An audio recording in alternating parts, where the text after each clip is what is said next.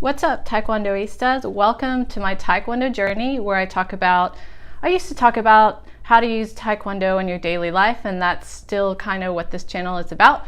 But as I've been talking and recording videos, I realize it's more about life advice from someone who practices Taekwondo. So let's just change the channel a little bit and talk about life. So it's been a while since I recorded a video, since I was in a hotel trying to let you guys know how I keep up with my Taekwondo practice while I'm traveling. And today, actually after that, the reason why I haven't been recording a long time is because I had my phone in my pocket and I was taking the stairs, because I always take the stairs and not the elevator. Slipped out of my pocket, fell down the stairs, cracked the screen. So I had to get the screen fixed, and finally it's fixed, and now I can record videos again. So today I wanted to talk about clearing your mind and how important that is for your practice, as well as some thoughts on how it's been since I've been a yellow belt, some things that have happened, some enlightenment that has come to me. So clearing your mind. Lately, I've been through a lot of life changes and have had a very stressful part of my life occur. So my sabanim or instructor has been saying, hey, yeah, it looks like your mind is full when you're in practice, and it has been really full, and it's been really hard to just empty it because of all the things that I have to do and all the things I have to organize. And as an INFJ, I'm very introverted. I rely a lot on introverted intuition. So whenever there is stimuli around me, I take it in, and it takes a while for my mind to sort it all out, because I'm absorbing so much more stuff than most people.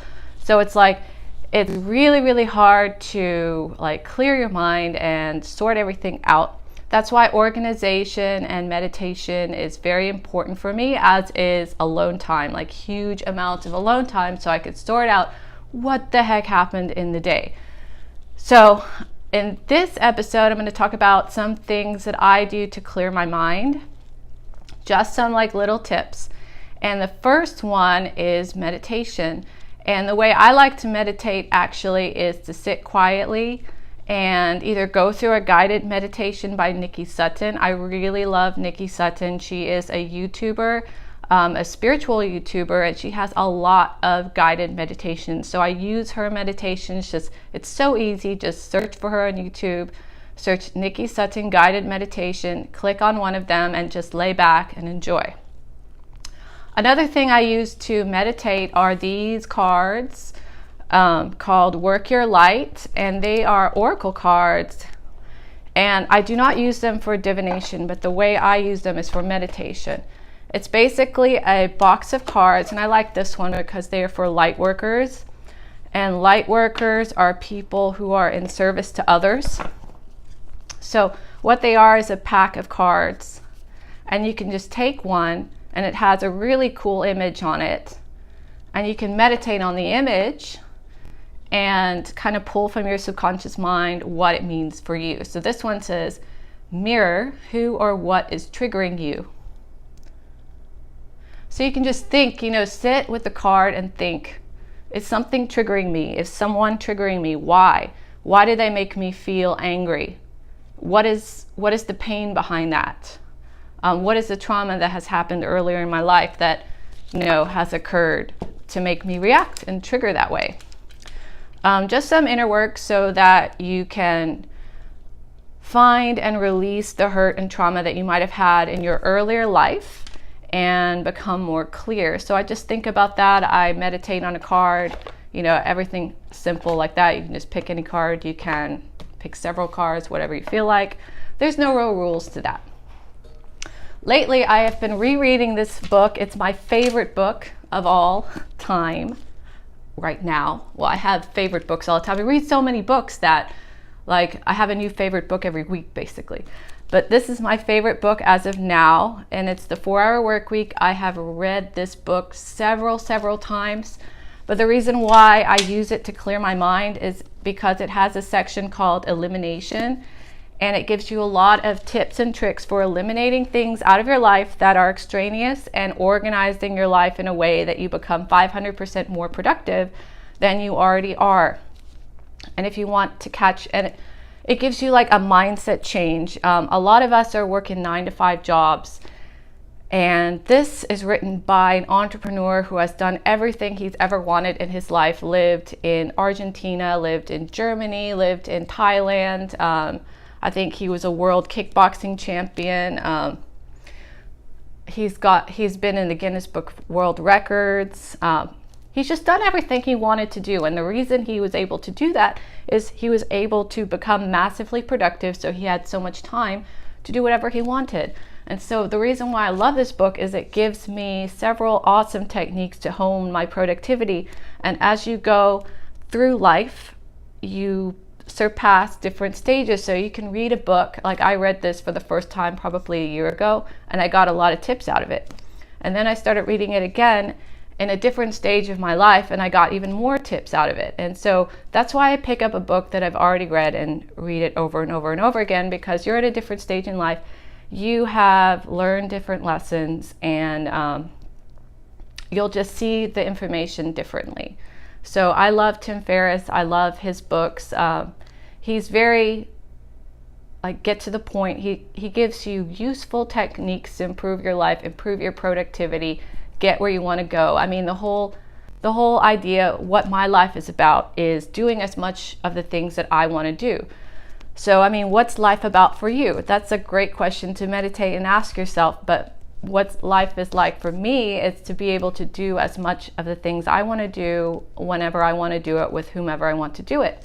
So his book gives me lots of tips where I can get stuff done fast that I have to do so I can do the stuff I want to do, like Taekwondo, meditate, read, help people, counsel, like spread knowledge, spread advice, help people heal. Those are the stuff I love to do. And sleep. So that's that. Okay, the last thing I like to do to clear my mind, and it might be a little woo-woo-y for most of you, but I like it. Whatever works for you, I challenge you to find something that you like that works for you. But the thing I do is I take a gratitude rock. And this is my gratitude rock. It's a piece of rough rose quartz.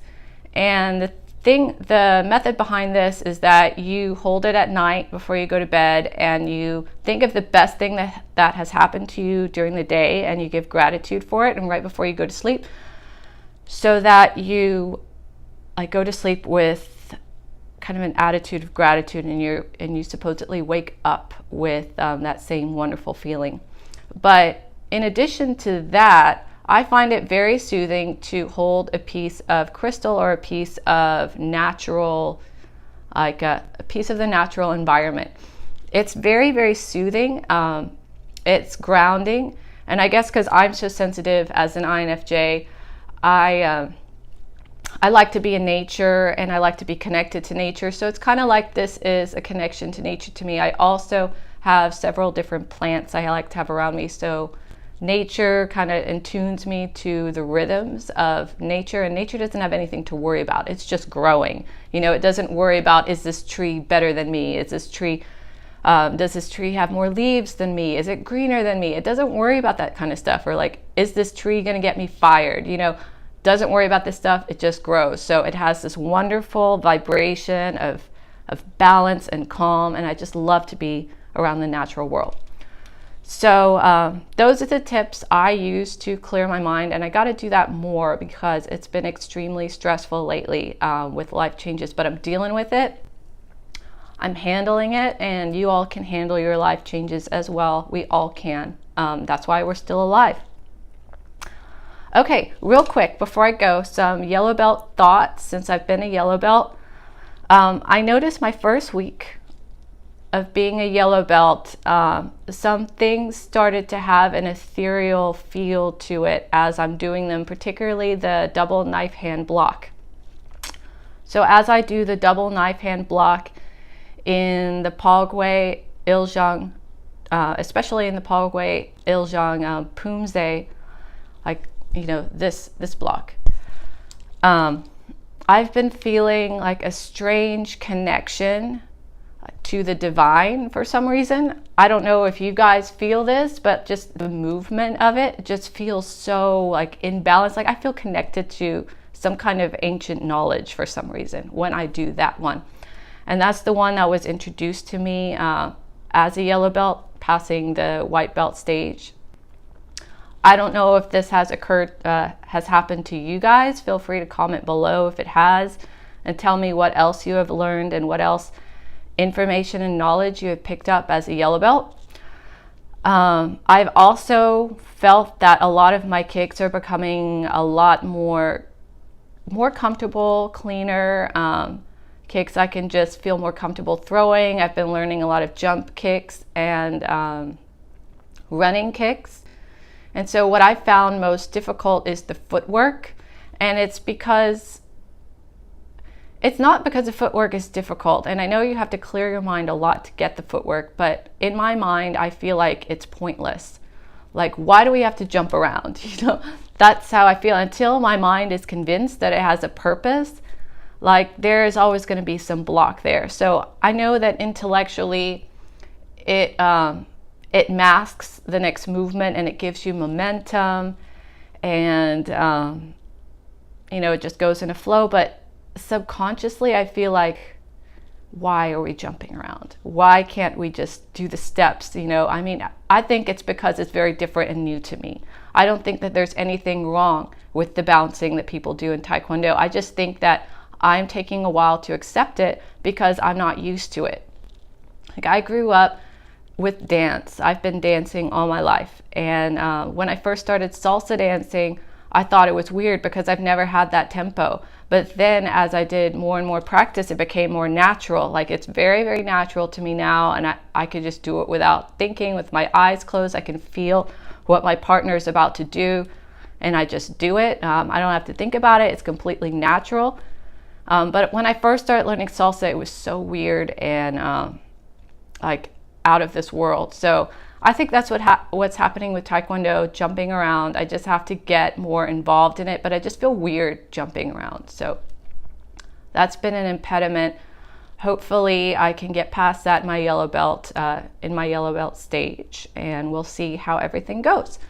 So let me know what you have learned as a yellow belt and what you do to clear your mind for Taekwondo. I'm definitely going to clear my mind for practice today. And I will see you in the next video. Thanks, and have a great afternoon.